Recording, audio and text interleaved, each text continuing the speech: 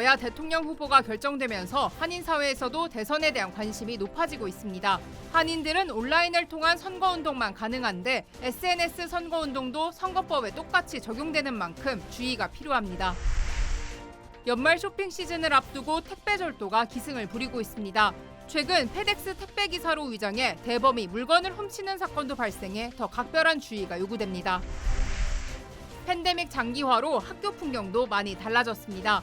백신 접종 대상이 5세에서 11세 어린이로 확대되면서 학교도 본격적인 위드 코로나로 들어서고 있습니다. 연방국세청 IRS가 내년부터 송금앱 사용자에 대한 세금 보고 규정을 대폭 강화합니다. 거래액이 $600가 넘으면 반드시 세금 보고를 해야 합니다.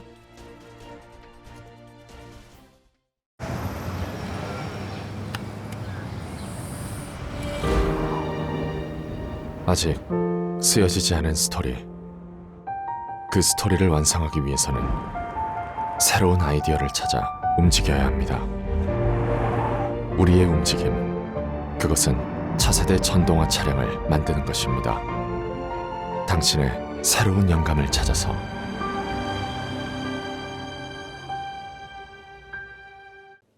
여러분 안녕하십니까? 11월 10일 첫 소식입니다.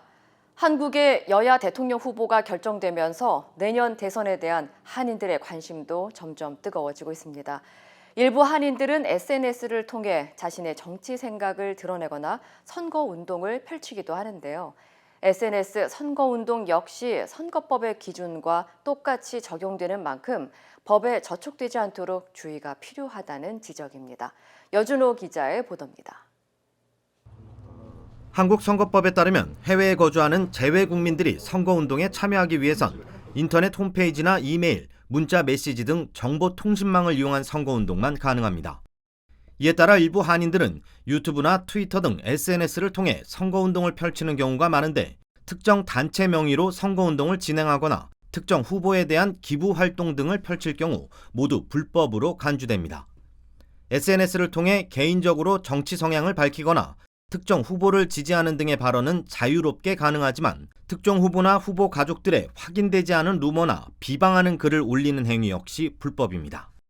사실 지금 SNS로 하는 그 선거운동은 자유롭게 풀린 상태입니다. 다만 선거운동 내용 중에서 이제 후보자나 정당에 대한 이제 허위 사실이 포함이 돼 있다든지 또는 이제 그 사실을 이렇게 나타내면서 후보자를 비방하는 경우, 이런 경우가 이제 제가 보기에는 가장 문제가 제일 많이 되는 것 같아요. 또 인터넷 매체를 통해 특정 후보를 지지하거나 반대하는 광고는 후보자나 후보자가 속한 정당만이 할 수 있으며 특정 단체나 개인이 광고를 게재할 경우 위법입니다. 특히 선거운동 참여가 가능한 사람은 대한민국 국적의 유권자로 제한되며 투표권이 없는 한인 시민권자나 정부 소속의 주재원이나 공무원들은 모든 선거운동이 금지됩니다. 공무원들로서 이제 나오신 분들은 이제 제한이 된다고 보시면 되고, 선거운동을 하실 수 없는 분이 SNS를 이용을 해서 선거운동을 하신다든지, 뭐 대표적인 경우가 이제 미국 시민권자분들 되시겠죠. 이외에도 선거 당일 기표소 내에서 자신의 표를 촬영해 SNS에 공개하는 행위 역시 선거법 위반에 해당됩니다. 공직선거법 제250조에 따르면 정보통신망 등을 통해 후보자 당선이나 낙선을 목적으로 허위 사실을 공표하다 적발될 경우 5년 이하의 징역이나 3천만 원 이하의 벌금에 처해질 수 있습니다. 또 한인 시민권자 등 외국인의 신분으로 선거법을 위반할 경우엔 해당 대통령 선거 당선인의 임기가 만료될 때까지 한국 입국이 금지될 수 있습니다. MBC 뉴스 여준호입니다.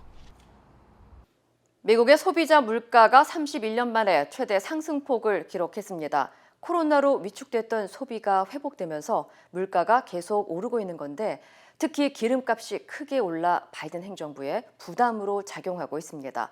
워싱턴에서 김수진 특파원입니다. 오르지 않은 것을 찾기가 더 힘들 정도로 미국 물가는 크게 올랐습니다.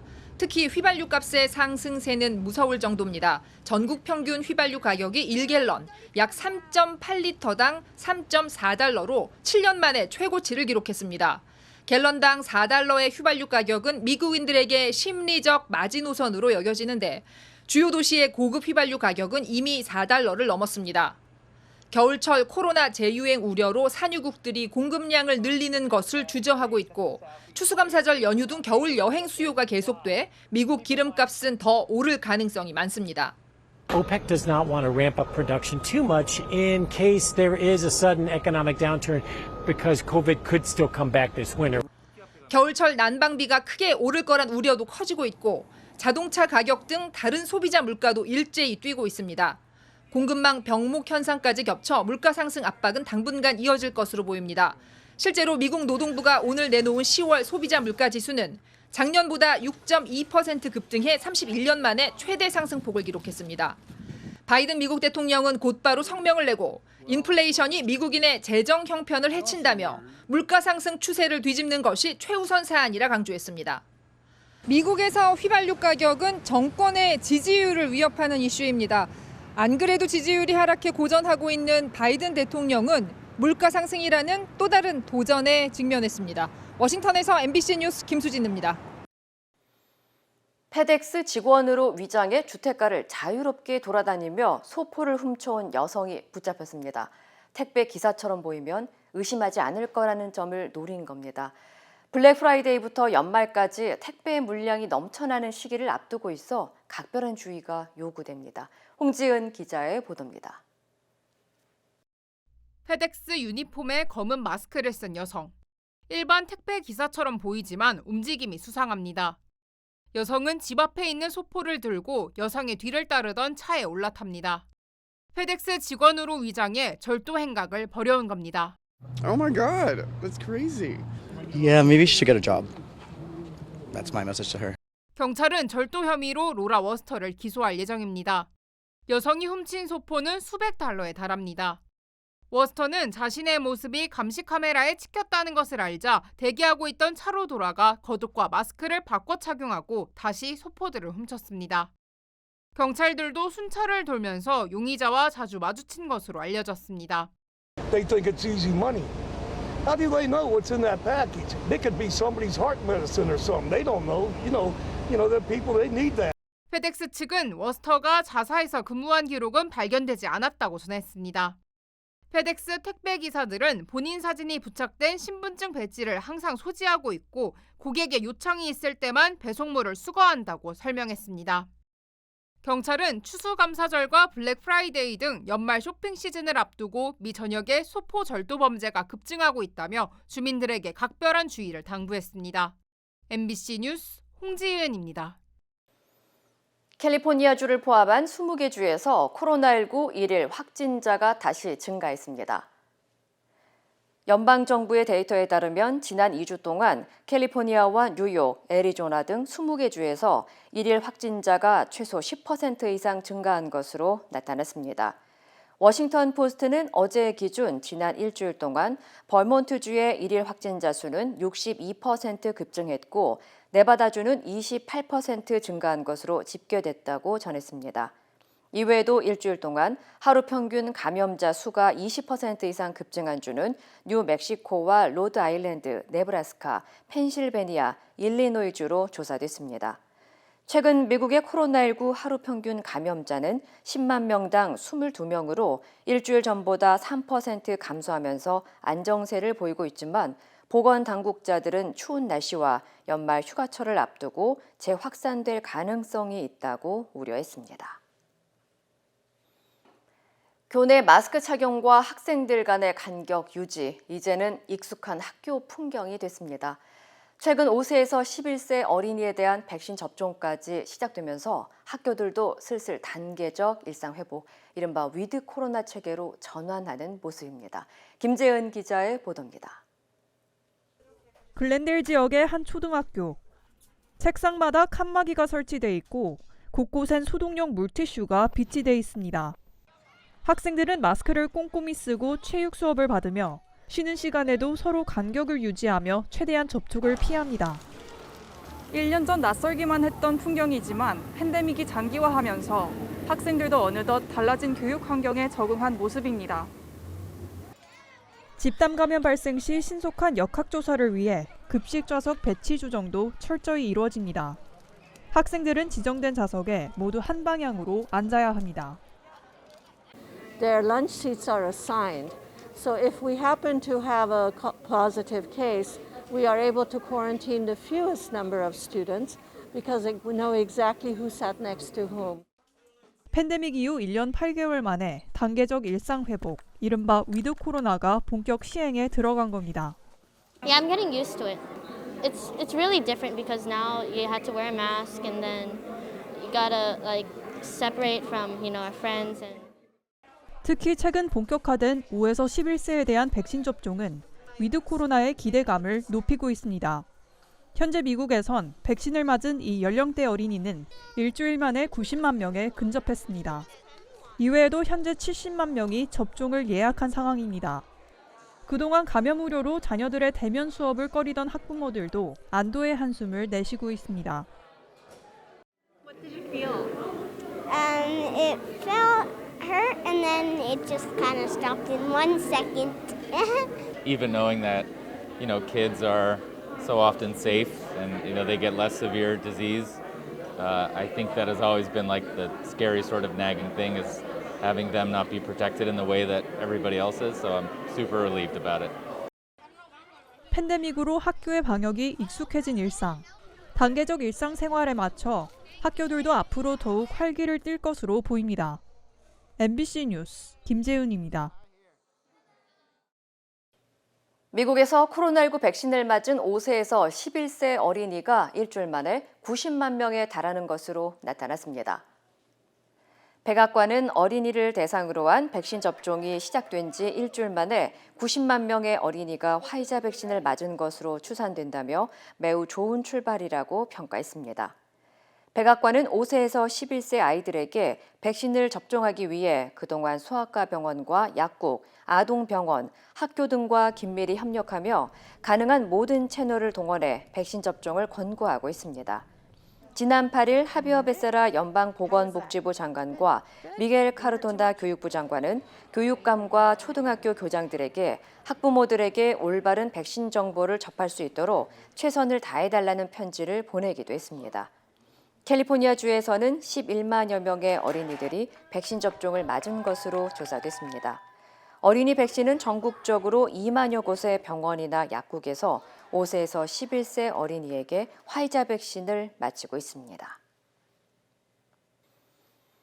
내년부터 페이팔과 벤모 등 송금 앱 사용자에 대한 세금 보고 규정이 대폭 강화됩니다. 연방국세청 IRS는 내년 1월부터 송금 앱 등 제3자 결제 네트워크를 통한 1년 대금 누적액이 $600 이상일 경우 이는 과세 대상에 포함된다고 밝혔습니다.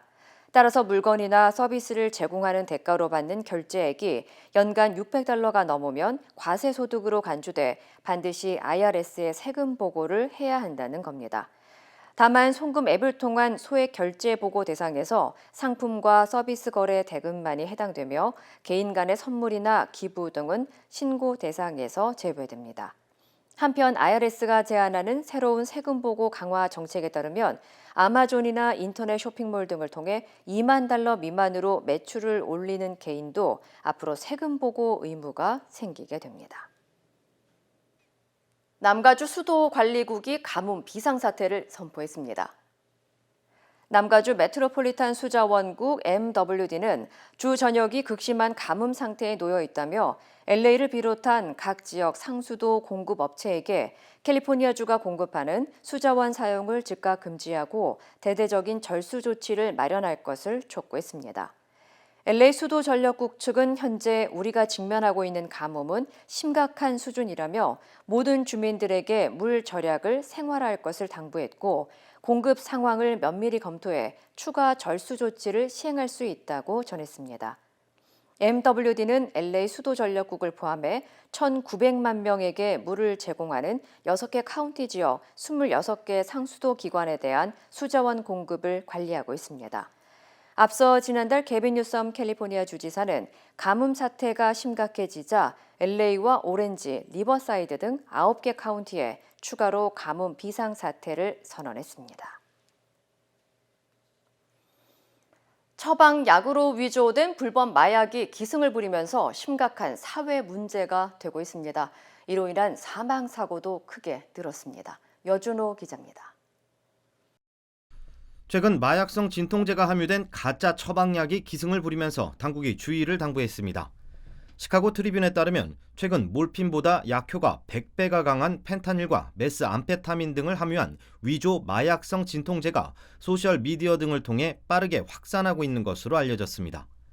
이와 관련해 연방마약단속국은 중독성이 강한 위조 오피오이드가 외국에서 불법적으로 제조돼 밀반입되고 있다면서 온라인 등을 통해 청소년들까지 쉽게 손에 넣을 수 있다고 경고했습니다.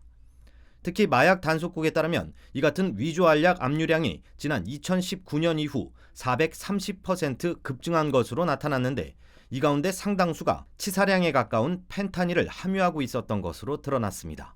위조된 약품은 유명 약품인 옥시콘틴, 자낙스, 에더럴 등과 색, 모양, 포장 등이 비슷한 것으로 알려졌으며 당국은 이에 대한 인식 제고를 위해 단 한 알이 사망을 부를 수 있다는 슬로건을 내걸고 캠페인을 시작했습니다.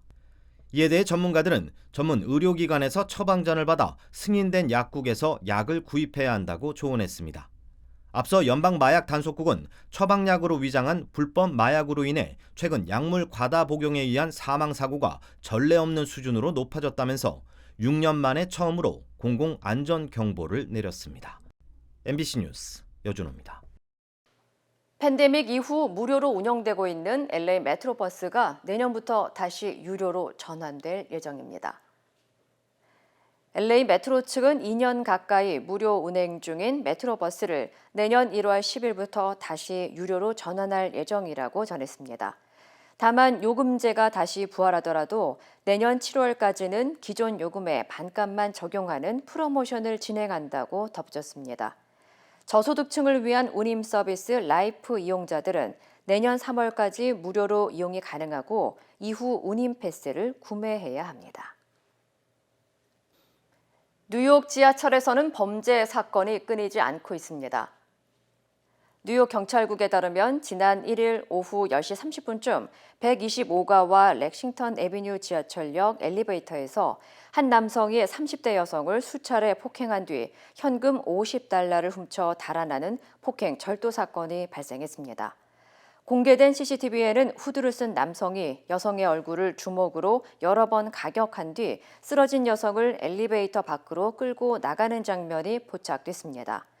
피해자는 심한 타박상을 입었지만 생명에는 지장이 없는 것으로 알려졌습니다. 경찰은 현상금 $3,500를 걸고 용의자에 대한 적극적인 제보를 당부했습니다. NYPD 통계에 따르면 지난 1일부터 일주일 동안 시 전역의 대중교통에서 47건의 범죄가 발생했고 이는 1년 전보다 80% 증가한 수치입니다. 벌몬트주가 미국 최초로 중학교와 고등학교에서 콘돔 배포를 의무화했습니다. 벌몬트 교육국은 학생들이 피임기구에 대한 잘못된 생각이나 접근에 대한 장벽 없이 안전하게 사용할 수 있도록 하는 내용의 콘돔 가용성 프로그램 가이드라인을 공개했습니다.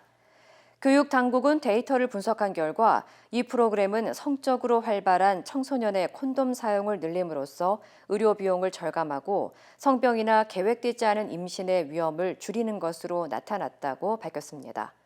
교육당국의 지침에 따라 교직원은 성건강과 피임법에 대해 학생들에게 올바른 피임 정보를 제공해야 합니다.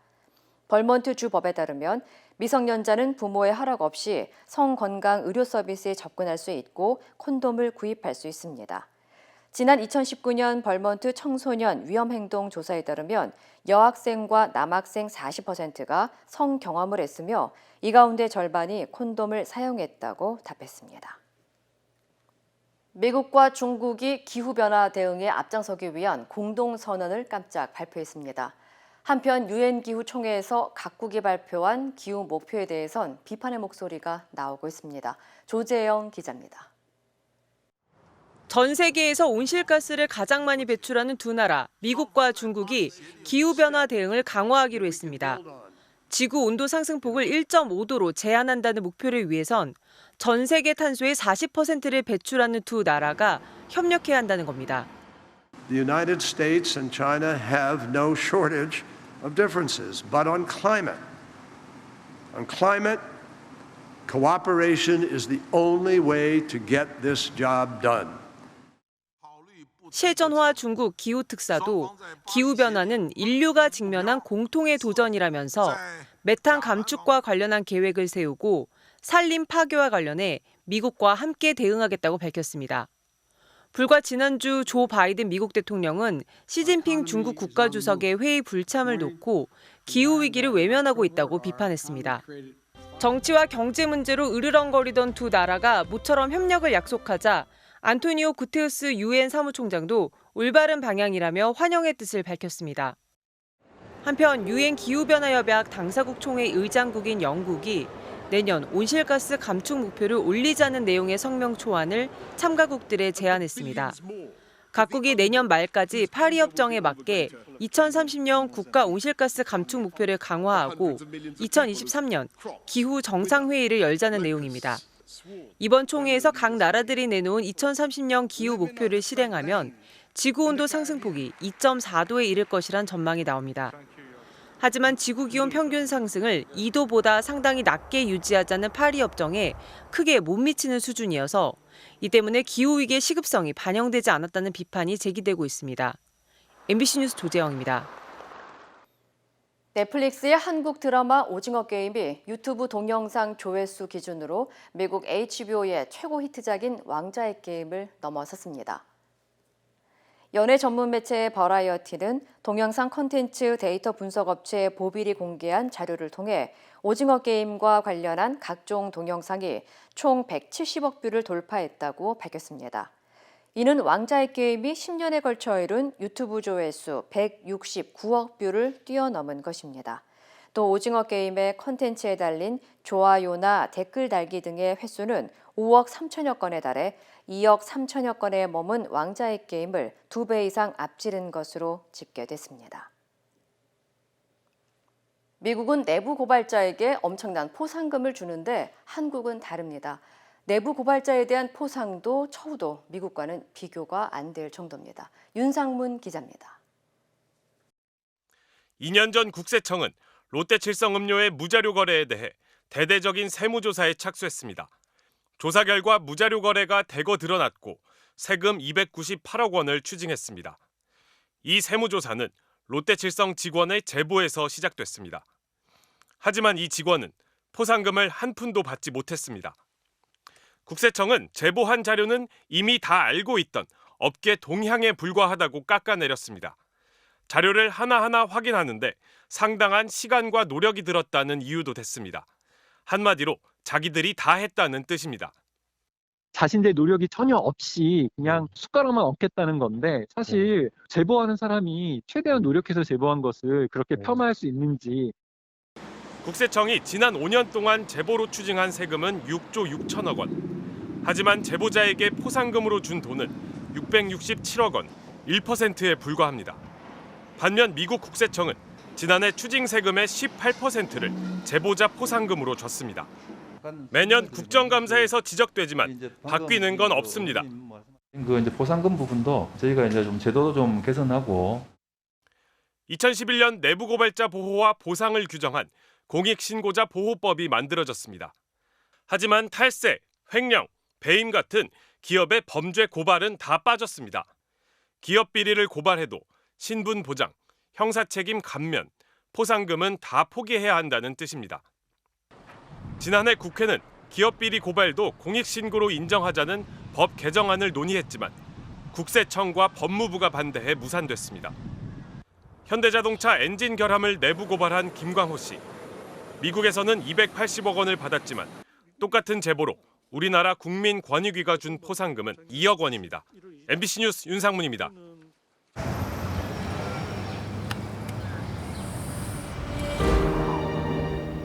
아직 쓰여지지 않은 스토리. 그 스토리를 완성하기 위해서는 새로운 아이디어를 찾아 움직여야 합니다. 우리의 움직임, 그것은 차세대 전동화 차량을 만드는 것입니다. 당신의 새로운 영감을 찾아서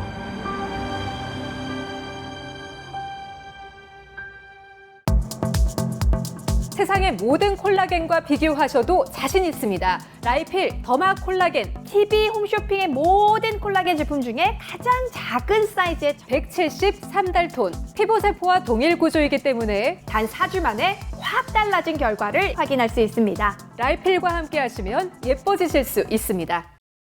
민주당 이재명 대선 후보가 대장동 의혹에 대한 철저한 수사를 강조했습니다. 만약 미진하다면 특검도 가능하다고 밝혔습니다. 최경재 기자입니다. 민주당 이재명 후보는 토론 시작부터 대장동 특검 요구에 대한 정면 돌파를 시도했습니다. 만약 검찰 수사가 부족하면 특검도 가능하다고 처음으로 밝혔습니다. 미진한 점이 있거나 또는 의문이 남는다면 저는 그게 특검 형식이든 어떤 형태로든 더 완벽한 철저한 진상규명과 그러나 대장동 문제는 복합적이라며 윤석열 후보의 대장동 대출비리 부실 수사 의혹과 퇴직금 50억 클럽에 대한 수사 그리고 지분 설계 문제도 특검에 포함시켜야 한다고 말했습니다. 반면 대장동과 고발 사주 의혹을 동시에 특검하자는 윤석열 후보의 제안에 대해선 수사권 쇼핑을 위한 꼼수라고 일축했습니다. 특히 윤 후보 측은 이미 입건된 것만 8건이라며 특검 주장은 수사에 물타기를 하려는 시도라고 비판했습니다. 0대 10인데 왜 이걸 1대1 만들려고 그러냐. 우리는 한 골도 안 먹었어요. 잘못한 게 없습니다. 구속된 유동규 전 본부장을 거론하며 사람을 일부 잘못 쓴 도의적 책임은 인정한다면서도 측근인 정진상 부실장이 유 전 본부장의 체포 당일 통화를 했다고 책임까지 묻는 건 과도하다고 선을 그었습니다. 화천대유 고문이었던 권순일 전 대법관과의 연관성에 대한 질문에도 정말 일면식도 없다고 반박했습니다. 또 윤 후보의 50조 손실보상 주장에 대해선 재정 정의에 어긋난다고 평가했고 전국민 재난지원금이 선심성이란 질문엔 지금은 고무신 사주고 막걸리 사주면 찍던 그런 시대가 아니라며 그런 생각은 국민 모독에 가깝다고 맞섰습니다. MBC 뉴스 최경재입니다. 국민의힘 윤석열 대선 후보는 광주를 찾았습니다.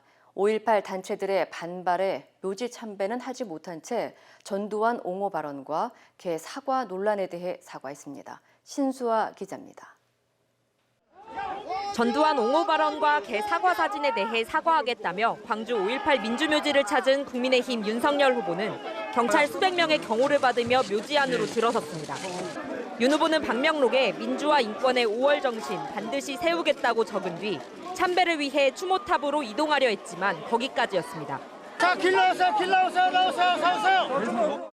가짜 사과는 필요 없다며 아침부터 비를 맞으며 윤 후보를 기다렸던 5.18 유가족과 단체들의 항의에 더 이상 나아가지 못했습니다. 혼란 속에 한동안 대치가 이어졌고 윤 후보는 추모탑 앞까지는 가지 못한 채 그 자리에서 묵념을 해야 했습니다. 이후 준비해온 사과문을 읽었습니다. 제 발언으로 상처받으신 모든 분들께 머리 숙여 사과드립니다.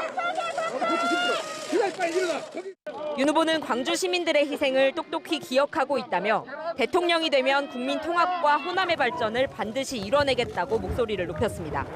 제가 대통령이 되면 슬프고 쓰라린 역사를 넘어 꿈과 희망이 넘치는 역동적인 광주와 호남을 만들겠습니다. 더 이상의 일정을 포기하고 돌아선 윤 후보는 이번 방문이 정치쇼란 일각의 비판에 사죄의 마음을 이어가겠다고 답했습니다. 저는 쇼 안 합니다. 이걸로 끝나는 것이 아니라 내가 이 마음을 계속 가져가겠다고 말씀을 드렸습니다. 윤 후보는 전두환 씨의 비석이 있는 망월묘역도 방문하지 않았습니다. 윤 후보의 사과에 대해 5.18 단체들은 싸늘한 반응을 보였습니다. 사과를 받든지 말든지 나는 나의 일정대로 갈 뿐이라는 오만함과 일방적인 사과 행보에 두려움마저 느낀다고 비판했습니다. MBC 뉴스 신수아입니다. 이재명, 윤석열 두 후보가 선출 이후 처음으로 공식 석상에서 만났습니다. 이 후보가 제안한 1대1 토론을 놓고 신경전도 벌어졌습니다. 김정인 기자입니다.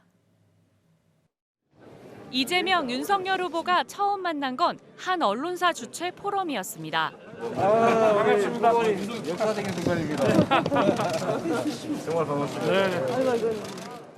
이재명, 이 후보는 축하 인사부터 건넸고 윤 후보는 성남지청 검사 시절 변호사였던 이 후보와의 인연을 거론했습니다. 우리가 거의 20몇 년 전에 성남에서 이렇게 법정에서 자주 뵀었어요. 보게 봤을 텐데 저는 기억이 없어요. 그래요? 왜냐하면 제가 형사사건을 거의 안 했기 때문에. 아니 그래도 이따가씩 들어오셨어요. 아, 맞아요. 연단에 오른 이재명 후보는 윤 후보를 향해 정책 현안을 논의할 자리를 따로 마련하자고 거듭 제의했습니다. 존경하는 우리 윤석열 후보님도 계신데 꼭 해야 될 일들을 한번 같이 의논할 수 있는 그런 자리를 한번 만들었으면 좋겠다는 생각을 말씀드립니다. 단체 사진을 찍으며 이 후보가 말을 건네는 장면도 포착됐는데 이 후보 측은 이 후보가 직접 대화할 기회를 갖자고 하자 윤 후보가 고개를 끄덕였다고 당시 상황을 전했습니다. 반면에 윤 후보 측은 예의를 표시한 것이지 특정 제안에 동의한 것으로 해석하진 않는다고 선을 그었습니다. 대장동 게이트라는 수렁에 빠져있는 이재명 후보가 이를 벗어나기 위한 소위 말하는 국면을 전환하기 위한 꼼수다, 저는 이렇게 보고 있거든요. 윤 후보 측은 다만 이재명 후보가 특검을 수용한 뒤 회동을 제안하면 고려해 볼 수 있다고 덧붙였습니다. MBC 뉴스 김정인입니다. 2030 세대의 표심을 잡기 위해 이재명, 윤석열 두 후보가 총력전에 나섰습니다. 특히 20대 남성의 표심을 공략하는 정책이 뚜렷해 보입니다. 조명아 기자입니다. 민주당 이재명 후보가 한번 함께 읽어보자며 SNS에 공유한 글입니다. 홍카단, 국민의힘 홍준표 경선 후보를 도운 2030 자원봉사단 명의의 글인데 민주당의 문제는 페미니즘과 부동산이라며 광기의 페미니즘을 멈춰달라. 그렇게 하면 기꺼이 지지하겠다는 내용입니다. 이 후보는 앞서 선대위 회의에서도 2030 남성이 홍준표 후보를 지지한 이유를 분석한 글을 공유했습니다. 그 이유를 묻자 동의했기 때문은 아니라면서도 많은 사람들이 공감하는 만큼 외면해선 안 될 문제라고 답했습니다. 일반적 정책으로는 매우 이제 부합하고 맞는 말인데 이게 부분적으로 보면 이제 갈등과 문제를 일부 야기하는 측면이 있습니다. 국민의힘 윤석열 후보도 이대남 공약을 당면 과제에 꼽고 있습니다. 이미 경선 때 여성가족부가 실질적 양성평등에 미흡했다며 양성평등 가족부로 개편하고 업무와 예산도 재조정하겠다고 밝혔습니다. 남성을 잠재적 범죄자로 취급하는 홍보 등으로 국민에게 실망감을 안겨주었습니다. 또 성폭력 처벌법의 무고죄 조항을 신설해 거짓말 범죄 근절을 공약하고 저출산 문제의 원인으로 페미니즘을 언급한 발언도 논란을 일으킨 바 있습니다. 국민의힘 경선에서 홍준표 후보에게 집결했던 2030, 특히 남성들의 표심이 현재로선 많이 분산된 만큼 이들의 이대남 공약이 더욱 치열해질 거란 관측이 나옵니다. 다만 일각에선 누가 멀리 여성 인권을 팽개치나 경쟁하고 있다는 싸늘한 반응도 나오는 등 적절성 논란도 제기되는 모습입니다. MBC 뉴스 조명아입니다. 인도 동북부의 한 도시에서 주민 100여 명이 지카 바이러스에 감염돼 방역 당국의 비상이 걸렸습니다. 관련 소식 전해드립니다. 이집트 순모기가 전파하는 지카 바이러스는 신생아 소두증과 뇌신경장애를 유발하는데요. 현재까지는 치료법이 없습니다. 최근 현지 언론들은 칸푸르시에서 신규 감염자가 16명이 추가돼 지카 바이러스 감염자 수가 총 105명으로 늘었다고 보도했습니다. 보건당국은 감염자 중 임신부에게 특히 신경 쓰는 한편 바이러스 확산을 막기 위해 모기 번식지를 없애는 작업에 나섰다고 밝혔습니다. 브라질의 한 조류보호소에서 한밤중 몰래 침입한 제규어가 홍학 170여 마리를 몰살시키는 일이 발생했습니다. 현지 시간 9일 암컷과 새끼로 추정되는 제규어 2마리가 보호소의 울타리를 넘고 들어와 170여 마리의 홍학을 마구잡이로 사냥하는 일이 발생했는데요.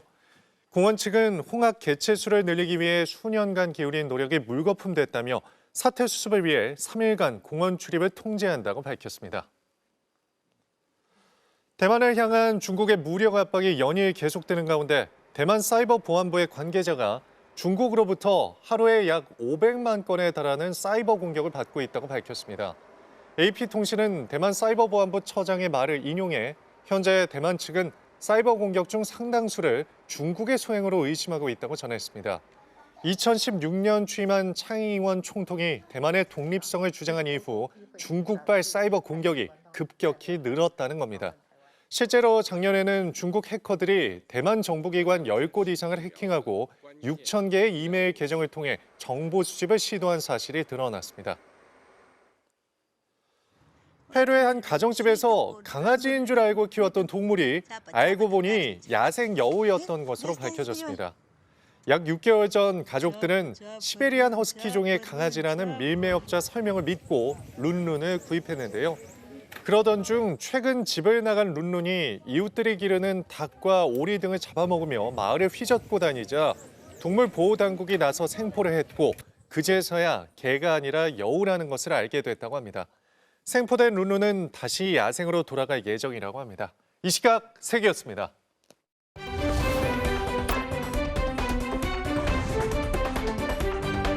투데이 이슈톡입니다.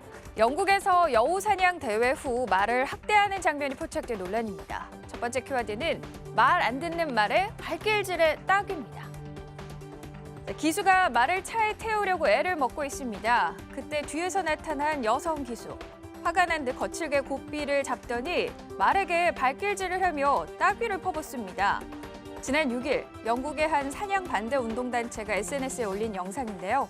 이 단체는 사냥 대회가 끝난 후 포착된 장면이라며 동물학대 문제를 제기했고 해당 영상은 조회수 200만 뷰를 기록할 만큼 온라인에서 논란이 됐습니다. 문제의 기수는 두 자녀를 둔 초등학교 교사로 밝혀졌는데 당시 여우 사냥을 마치고 철수하던 중 말을 폭행한 것으로 알려졌습니다. 현지 한 동물단체는 영상 속 기수의 신원을 확보하고 동물학대 혐의로 조사하고 있다고 전했습니다. 기분 전환이나 스타일 변화를 위해서 머리 염색들 많이 하실 텐데요. 두 번째 키워드입니다. 머리 염색하다가 찐빵처럼 부푼 얼굴입니다. 마치 벌에 쏘인 듯 얼굴이 퉁퉁 부은 여성. 평소 얼굴의 2배인데요. 염색을 받고 12시간 후 부작용이 생긴 미국 뉴욕에 사는 켈리 씨입니다. 지난달 24일 미용실에서 염색을 한 그녀는 이상한 느낌에 그날 밤 자다 일어나 거울을 보고 깜짝 놀랐다는데요. 남편조차 자신을 알아보지 못할 정도로 얼굴이 풍선처럼 부풀어 있었던 겁니다. 피부 곳곳에 물집이 생기고 두피는 타들어가는 듯한 통증까지 겪었다고요. 그녀를 치료한 의사는 지금까지 본 염색약 부작용 중 최악의 상태라며 완전한 회복에 3, 4주가 걸릴 거라고 말했습니다. 사연을 접한 전문가들은 염색약 알레르기 검사는 48시간 동안 지켜봐야 한다고 조언하며 과거에 이상이 없었더라도 새로운 알레르기가 생길 수 있기 때문에 계속 검사를 해야 한다고 강조했습니다. 미국에서 인공 수정란이 뒤바뀌는 바람에 다른 사람의 아이를 출산한 부부가 병원을 상대로 소송을 제기했습니다. 세 번째 키워드는 배 아파서 낳았더니 내 아이가 아니야. 황당한 사연의 주인공은 미국 로스앤젤레스에 사는 카디널 부부인데요. 지난 2019년 1월 캘리포니아 생식건강센터에서 체외 수정을 통해 임신에 성공해 건강한 둘째 딸을 낳았습니다. 그런데 아이가 자랄수록 의심이 커졌다는데요. 자신들의 외모와 달리 아이의 피부색이 어둡고 머리카락도 까만색이었기 때문입니다. 결국 출산 8주 후 부부는 DNA 검사를 받았고 아이가 생물학적으로 자신들의 친딸이 아니라는 걸 알게 됐는데 기가 막히게도 병원 측의 실수로 다른 부부와 수정란이 바뀌었던 겁니다. 최근 기자회견에서 부부는 내 아이의 태동을 느끼며 뱃속에서 기를 기회를 빼앗겼다고 말했는데요. 현재 두 아이는 모두 자신의 친부모 품으로 돌아갔고 서로 교류하며 대가족처럼 지내기 위해 노력하고 있다고 합니다. 애플 창업에 지대한 영향을 끼친 애플의 컴퓨터가 경매에 나와서 억소리 나는 가격에 팔렸다고 합니다. 네 번째 키워드는 잡스의 첫 컴퓨터, 4억 7천만 원의 낙찰입니다. 지금은 쉽게 볼 수 없는 오래된 컴퓨터. 놀랍게도 전원이 들어오는데요. 지금으로부터 45년 전 애플의 공동 창업자인 스티브 잡스와 워지니악이 직접 설계하고 조립한 첫 개인용 컴퓨터인 애플1입니다. 최근 미국 캘리포니아에서 진행된 경매에서 우리 돈 4억 7천만 원에 낙찰됐다고 CNN 등 외신이 전했는데요. 이번에 팔린 컴퓨터는 스티브 잡스와 워지니악이 1976년 차고에서 제작해 대당 $666에 팔았던 200대의 애플1 중 하나라고 합니다. 현재 남아있는 애플1 컴퓨터는 수십 대에 불과할 정도로 희소성이 높고 이 작동까지 되는 기기는 이번에 낙찰된 제품을 포함해 손에 꼽을 정도라고 하네요. 앞으로 우주인이 지구 밖에서 키운 토마토로 케찹을 만들 수 있는 날이 머지않은 것 같습니다. 5번째 키워드입니다. 영화 마션 따라잡기, 화성판 케찹입니다. SF 영화 마션에서 화성에 홀로 남게 된 주인공이 식량으로 감자를 재배하는 장면이 나오죠. 이 영화 속 상상이 현실화됐습니다. 미국의 한 유명 식품 회사가 실제 화성과 동일한 환경에서 토마토를 재배해 케첩으로 가공하는 데 성공했다는데요.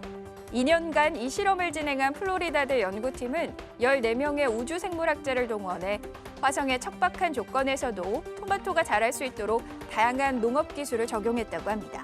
그 결과 화성판 케첩은 기존에 판매되는 케첩과 맛 그리고 품질이 똑같았는데 아쉽게도 일반에 판매하지는 않는다고요. 이번 성과에 대해 연구진은 지구 밖에서 장기적으로 식량을 생산할 수 있다는 가능성을 봤다는 점에서 의미가 있다고 평가했습니다. 투데이 이슈 톡이었습니다. 세상의 모든 콜라겐과 비교하셔도 자신 있습니다. 라이필 더마 콜라겐 TV 홈쇼핑의 모든 콜라겐 제품 중에 가장 작은 사이즈의 173달톤. 피부세포와 동일 구조이기 때문에 단 4주 만에 확 달라진 결과를 확인할 수 있습니다. 라이필과 함께 하시면 예뻐지실 수 있습니다.